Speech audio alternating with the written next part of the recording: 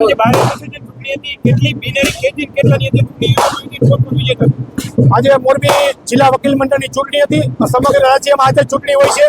એમાં પ્રમુખ પદે હું 15મી વખત અને ગુજરાતમાં પહેલી વખત બિનહરીફ જાહેર થયો છું. અને મારી સાથે સેક્રેટરી તરીકે ધ્રુમિલભાઈ ભીમાણી તથા દીપકભાઈ પારઘી પણ ઉપપ્રમુખ માટે બિનહરીફ જાહેર થયેલા છે. અને સેક્રેટરી માટે જીતેન સોલંકીનો પણ ભવ્ય વિજય થયો છે મારી પેનલમાં.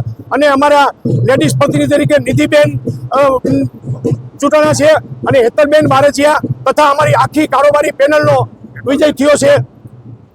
હેતલબેન મહેશ્વરી કઈ પેનલ હતી શું કઈ હતું એક્ટિવ પેનલ અમારી હતી. એમાં સમગ્ર પેનલનો 5 ઉમેદવાર બિનહરીફ અને બીજી ચૂંટણી થઈ હતી એમાં પણ બધાનો વિજય થયો છે. એક મિનિટ ઉપર